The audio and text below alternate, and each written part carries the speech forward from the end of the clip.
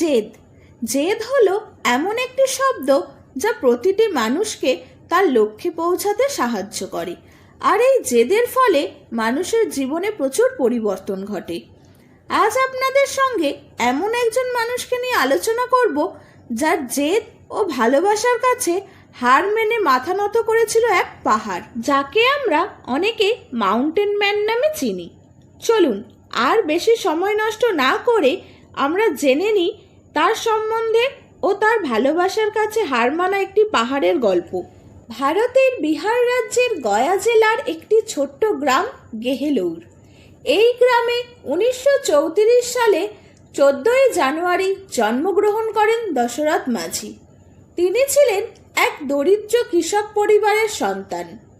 এই গেহেলৌর গ্রামটি অবস্থিত ছিল একটি বিশাল পাহাড়ের পাশে। সেখানে না ছিল কোনো চিকিৎসা ব্যবস্থা, না ছিল স্কুল, এমনকি দোকান বাজার বলেও কিছু ছিল না। এই সমস্ত কিছু থেকে বঞ্চিত ছিল সেখানকার বাসিন্দারা। এই সকল সুযোগ সুবিধা পেতে হলে তাদেরকে পাহাড়ের ওপারে যেতে হতো, যা ছিল খুব কষ্টকর ব্যাপার। সবার পক্ষে সম্ভব হয়ে উঠত না, আর তা না হলে 70 কিলোমিটার পথ অতিক্রম করে যেতে হতো, যা ছিল তাদের কাছে সাধ্যের বাইরে। দশরথ মাঝি ছোটবেলায় বাড়ি থেকে পালিয়ে যান এবং ধানবাদের একটি কয়লা খনিতে কাজ শুরু করেন। কিছু বছর পর যখন তিনি গ্রামে ফিরে আসেন, তখন তার ফাল্গুনী দেবীর সাথে বিবাহ হয়।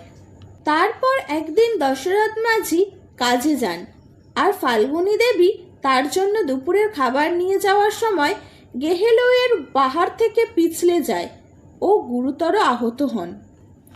যোগাযোগ ব্যবস্থা ঠিকঠাক না হওয়ায় 70 কিলোমিটার দূরে অবস্থিত সেই হাসপাতালে নিয়ে যাওয়ার পথেই ফাল্গুনী দেবী মারা যান। নিজের প্রিয়জনকে হারিয়ে দশরথের জীবনে অন্ধকার নেমে আসে। পাহাড়ের উপর একরকমের প্রতিশোধ নিতেই যেন দৃঢ় সংকল্প হয়ে উঠলেন দশরথ। এই পাহাড় থেকে পড়ে গিয়ে আর কেউ যেন প্রাণ না হারায়, সেই কারণেই একাই পাহাড় কেটে রাস্তা তৈরি করার উদ্যোগ নিলেন দশরথ। দিনমজুরের কাজ ছেড়ে দিয়ে তিনি তার ছাগলগুলো বিক্রি করলেন এবং সেই টাকায় কিনে আনলেন হাতুড়ি আর ছেনি।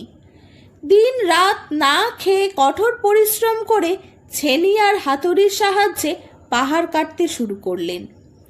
তার এরকম আচরণ দেখে গ্রামবাসীরা নানান মন্তব্য করেন এবং তাকে নিয়ে হাসাহাসিও করেন, কিন্তু তিনি তার জেদ ও ভালোবাসাকে হার মানতে দেননি।